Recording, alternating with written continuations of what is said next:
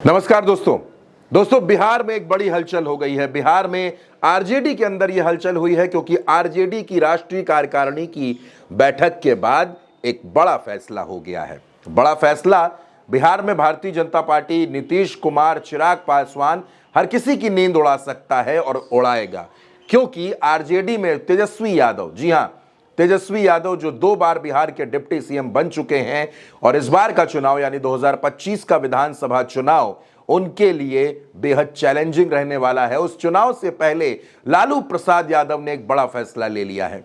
लालू प्रसाद यादव ने आरजेडी राष्ट्रीय कार्यकारिणी की बैठक बुलाई और उस बैठक में सर्वसम्मति से यह फैसला लिया गया कि तेजस्वी यादव अब लालू प्रसाद यादव के बराबर फैसले ले सकेंगे। दरअसल दोस्तों, हर पार्टी का अपना एक संविधान होता है, जिस संविधान के मुताबिक पार्टी चलती है, और कहा यह जा रहा है कि आरजेडी के उसी संविधान में बदलाव के लिए यह बैठक बुलाई गई थी, जिसके बाद यह तय हुआ कि तेजस्वी यादव को अब वो सारे अधिकार होंगे जो पार्टी के राष्ट्रीय अध्यक्ष को होते हैं। यानी आरजेडी के राष्ट्रीय अध्यक्ष अभी लालू प्रसाद यादव हैं, लेकिन अब लालू प्रसाद यादव सिर्फ नाम के अध्यक्ष हैं। सारे फैसले तेजस्वी यादव लेंगे और इस फैसले पर मुहर लगाई लालू प्रसाद यादव ने, राबड़ी देवी ने और वहां मौजूद राष्ट्रीय कार्यकारिणी के सभी सदस्यों ने। फैसला क्या हुआ है दोस्तों?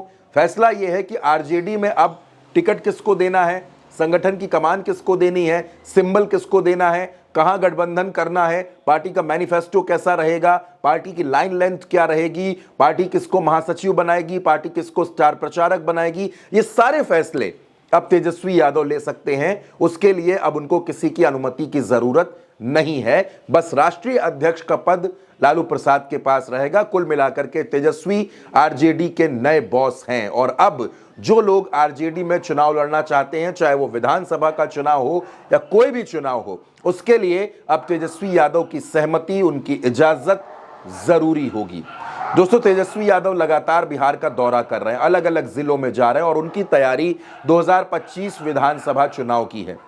आपको याद होगा दोस्तों, हाल ही में जब लालू प्रसाद यादव ने नीतीश कुमार को ऑफर दिया था, उस ऑफर के बाद सियासी घमासान बहुत तेज हुआ। मीसा भारती का स्टेटमेंट आ रहा था, रोहिणी आचार्य का स्टेटमेंट आ रहा था, तेजस्वी यादव के भाई तेज प्रताप यादव का भी बयान आ रहा था। तो गोदी मीडिया को एक मौका मिल गया कि वो इस तरीके की तस्वीर गढ़ दे कि लालू परिवार में सब कुछ ठीक नहीं चल रहा है, और ये कोशिश भी की गई। इस कोशिश को लालू प्रसाद भांप गए और उन्होंने इसीलिए अचानक राष्ट्रीय कार्यकारिणी की बैठक बुलाई और सीधे कमान तेजस्वी यादव को सौंप दी और अब तेजस्वी यादव ही सब कुछ तय करेंगे। आपको याद होगा, उस समय भी तेजस्वी यादव ने यह कहा था कि अब कोई गठबंधन नहीं होगा, अब बिहार में सीधे सीधे चुनाव होगा। आरजेडी के नए सर्वे सर्वा, नए बॉस बनने के बाद पत्रकारों ने तेजस्वी यादव से सवाल पूछे, तो तेजस्वी यादव ने क्या कुछ कहा वो भी सुनिए। देखिए, बड़ी जिम्मेवारी है और बिहार को अव्वल राज्यों में लेके जाना है।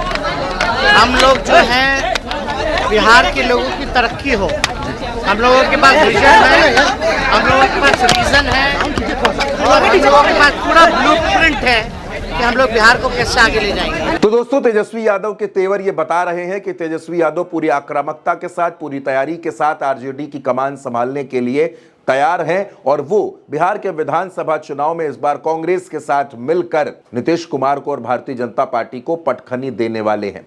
दोस्तों, तेजस्वी यादव लगातार बिहार की जनता से वादे भी कर रहे हैं, चाहे महिलाओं के खाते में 2500 रुपए देने का वादा हो, चाहे पेंशन को 3 गुना करने का वादा हो, इसके अलावा युवाओं के लिए रोजगार की बात, बुजुर्गों के लिए बात। तेजस्वी यादव हर मुद्दे पर बड़े फोकस्ड वे में चल रहे हैं।